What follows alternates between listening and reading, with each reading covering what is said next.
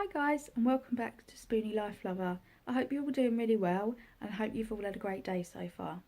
As you can tell by the title of this video is going to be touching on a subject which a lot of people are very afraid to talk about. However, it's a subject that has deeply affected me for many years and I'm not afraid to talk about it, and I don't think you should be either. Also, I'm going to be covering it in a slightly different way on how it has affected me with having several chronic illnesses, and this is depression. So I hope you enjoy this video and please carry on watching. So, depression. I've had depression for a number of years. I first started exhibiting signs when I was roughly about 14 years of age, and this was a year after my nan passed away. My nan passed away very, very suddenly, and me and my nan were extremely close. My mum was very, very poorly all throughout my childhood. She had a bowel disease, and I was a carer in my childhood, and my nan was always my place where I could go and escape and be a normal child. And my nan died very, very suddenly of liver cancer. She wouldn't let me say goodbye to her, which really upsetted me. That's not even a word, Chloe. What are you talking about? Upset me, but that's a story for another day. But I started to display symptoms when I was about 14. It was very hard when you're at that age to determine whether you've actually got depression or whether it's just hormones or just the fact that you're generally changing so quickly and nobody really knows what to do with you at that age. You don't really know what to do with yourself, so no one else is going to know, are they? I found it really hard to cope because at this age my mum was also extremely poorly. My dad wasn't exactly very well. My dad got hit by a lorry also, so there was a lot going on in our home life.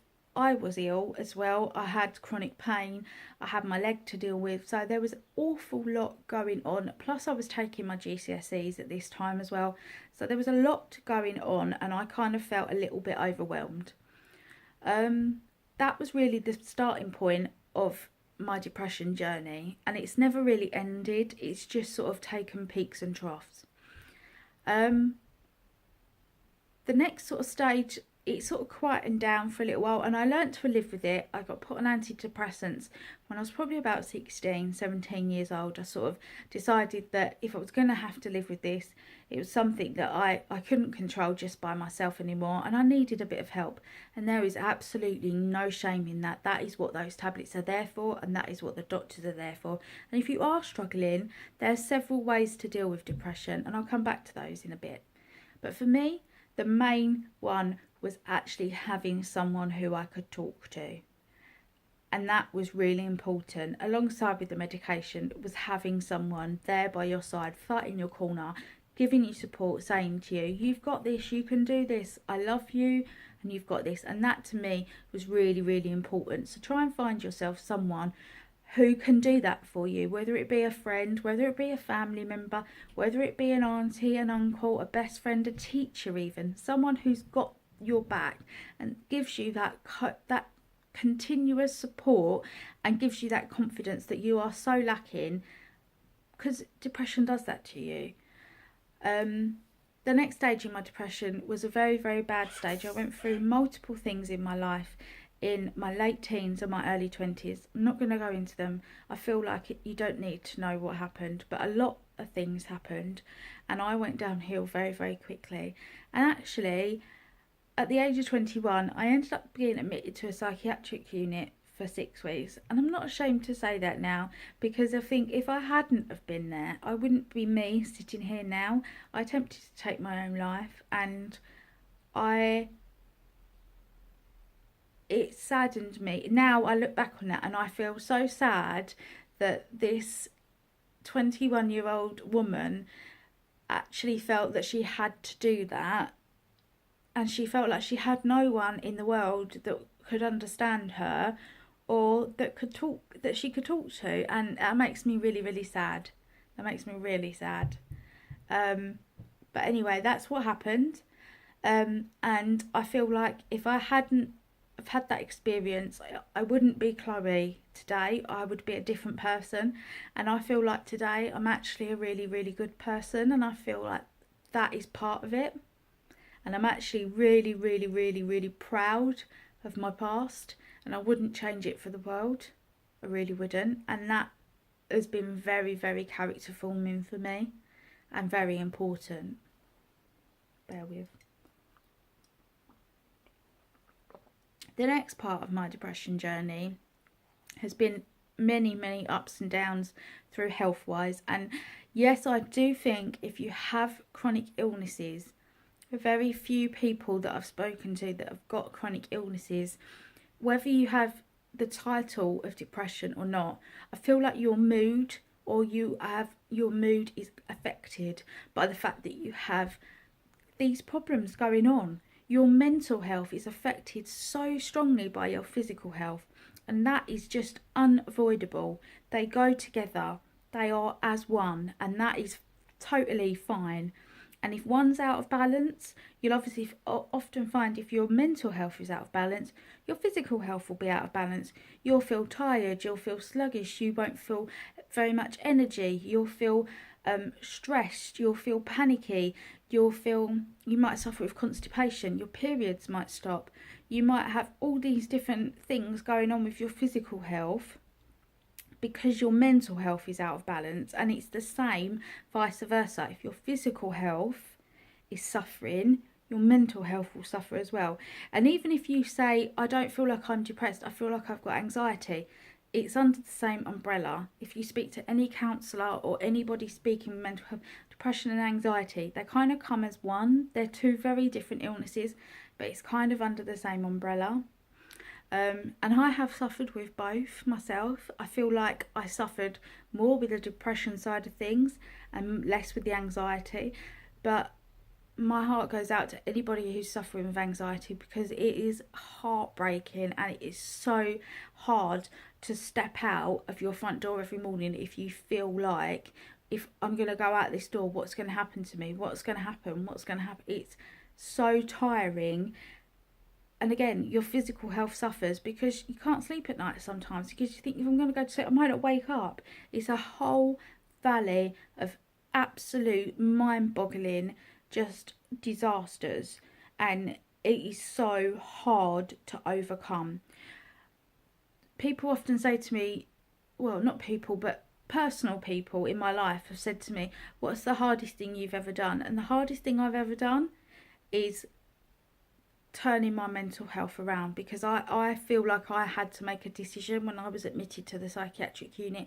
I could come out of there and I could keep going back in and out. My whole life could be spent going back in and out of these units, being depressed, being down, or I needed to turn myself around, I needed to pick myself up, and I needed to give myself some hope, and I needed to say, okay, I haven't been dealt the best deck of cards in the world, but they're my deck, and I've got every right to live, love and learn from that deck as much as anyone else has, and I am going to make most of every single card.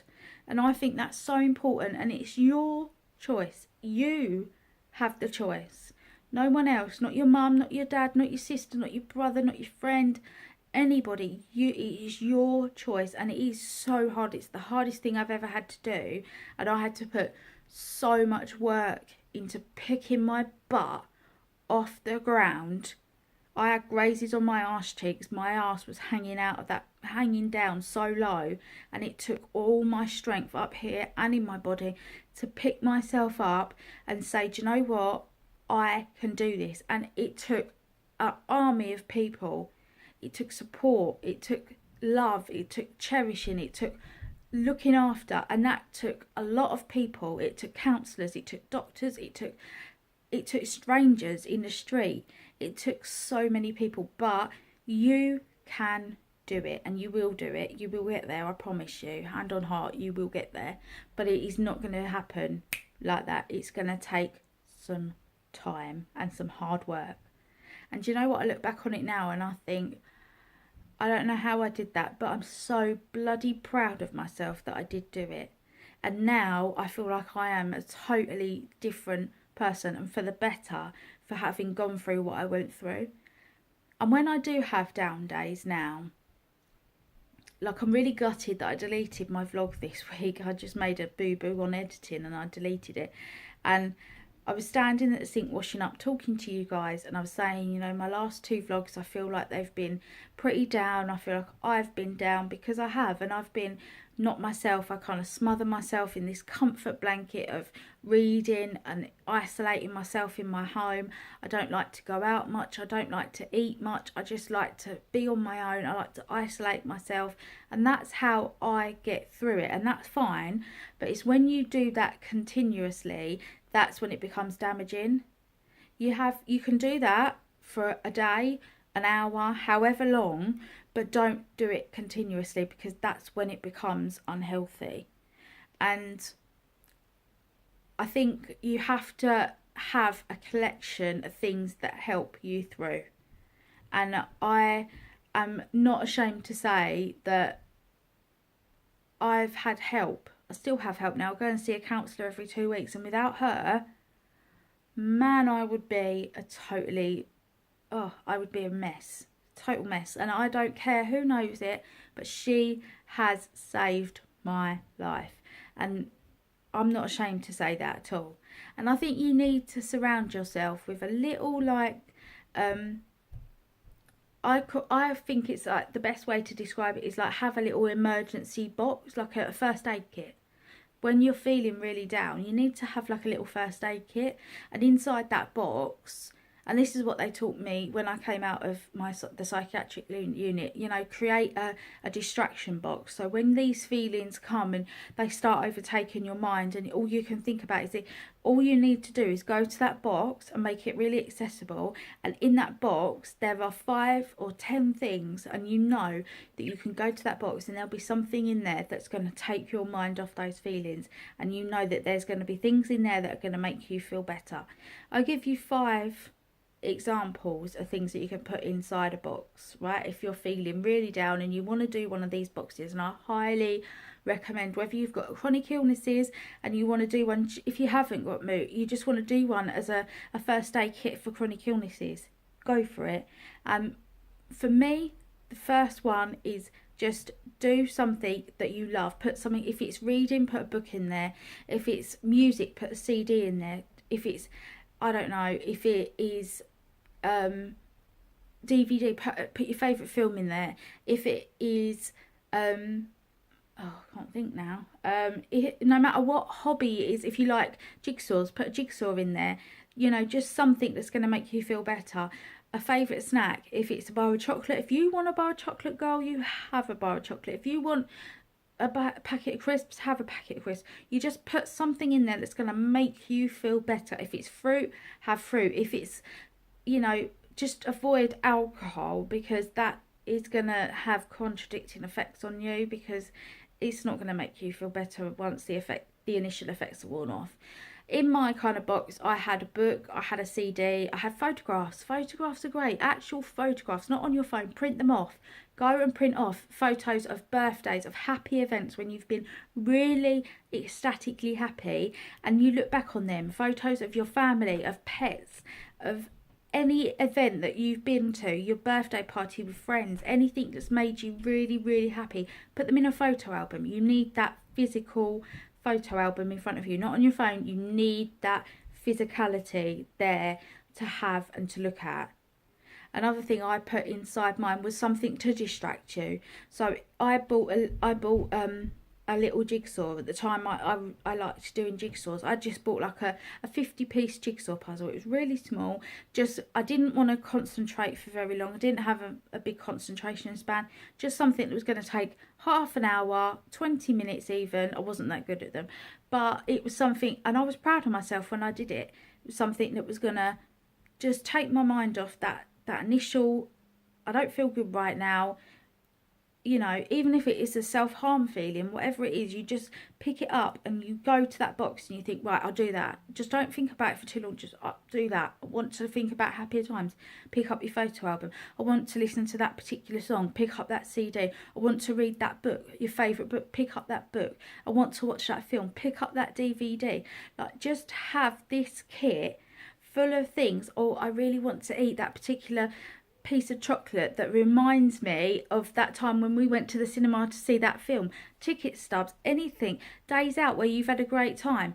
Anything like that. Just make this little box, almost like a memory box, but a memory box of really, really happy times. But put things in there that can distract you as well.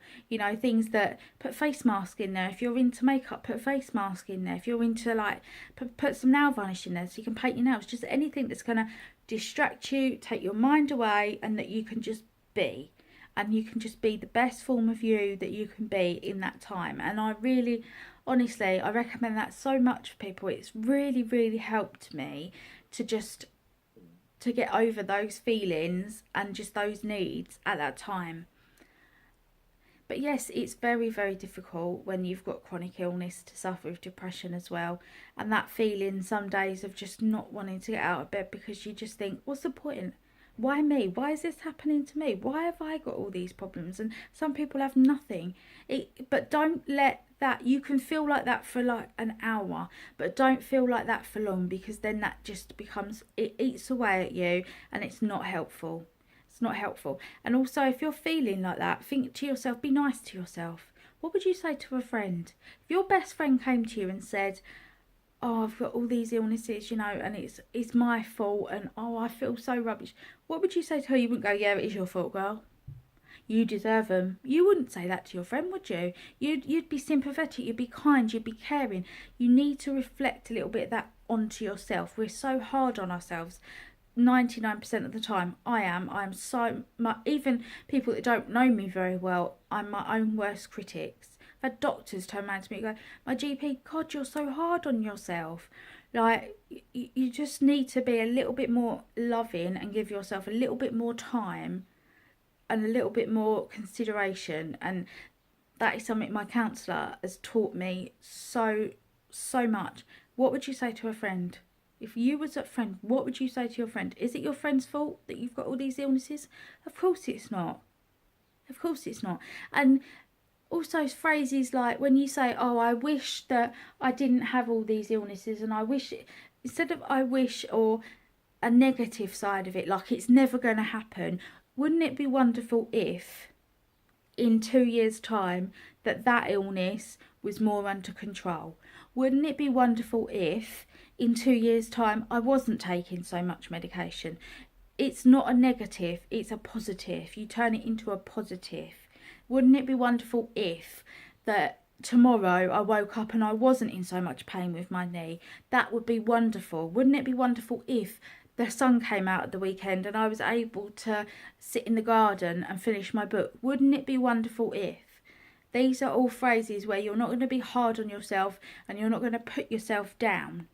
These are all really important and they've helped me so much. I really hope that these are things that can help someone else as well.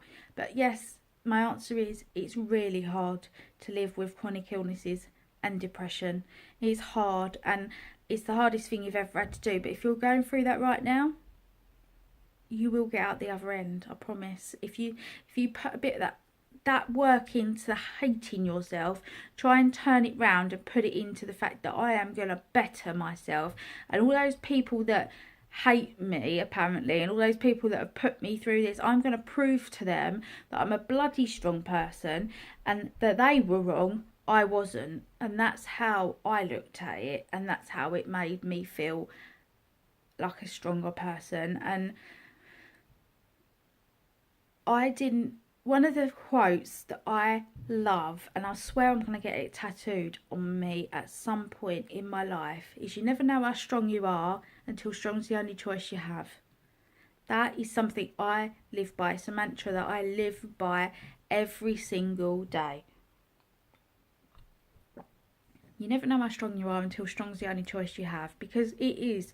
I can't get up tomorrow and say I don't want to do this anymore. I don't want all these health problems. I don't want to do this anymore, because I don't have another choice. You see, like, I can't just get up and click my fingers and go, no, I don't want to do this anymore. I've had enough now. Take it all away. Because I can't. Who's going to take it all away? There's no one out there to take it all away. You just have to live with what you've got and make your best out of your reality. That's all you can do. That's all you can do. And yeah, I'm proud of myself for making the best out of my reality. I could do better, but so could everyone. And there's always time. There's always time to do better. So don't be hard on yourself. Try and make yourself a first aid kit if you're really struggling. Just get a box, chuck anything in it that you think could drag yourself out of that time. Try and find yourself a little hobby. Like I said, you know what I'm going to say. I find reading the best thing. But if you don't like reading, adult colouring, something like that, anything like that that's going to make you amazingly happy. Sorry about that, my mum phoned, sorry. So just, like I say, just adult colouring, anything that's going to absolutely get your mind away, just do that. Do yourself, my top 3 tips, do yourself a first aid box, find yourself some distraction and talk to someone. Pick up the phone, it doesn't matter who it is, just engage with someone. Just try, or write it down. Just try and do something, just to try and make yourself, you know, feel that little bit better. And I promise it will get better. But there's always light at the end of the tunnel, even if it's just a tiny little pinprick. It will get better and it will get bigger. So guys, sorry that went on to a bit of a long video, but I just wanted to explain to you that yes, I live with depression, live with it for a bloody long time, but I cope with it, and I cope with it in those ways, and I hope that's going to help some of you out there that are struggling with it every day. Anxiety, I'm probably not the best person to talk about because I don't suffer with that too much. But if you'd like me to talk about my experiences with it, let me know, because I will. So leave your comments down below. Please be mindful in the comments. Don't be a dick. Like, please leave a friendly comment, leave a positive comment. Leave a nice comment. Any comments that are really hurtful, really nasty, I will delete, because I ain't got no time for that, and neither has anyone else. So please be friendly, be nice. Let's make this a community, really nice, helpful community, help each other out. So thank you very much for watching. As always, leave a friendly comment and subscribe, and I will see you in my next video. And take care of yourselves, and like I say, keep your chin up. You will get there. See you later. Bye.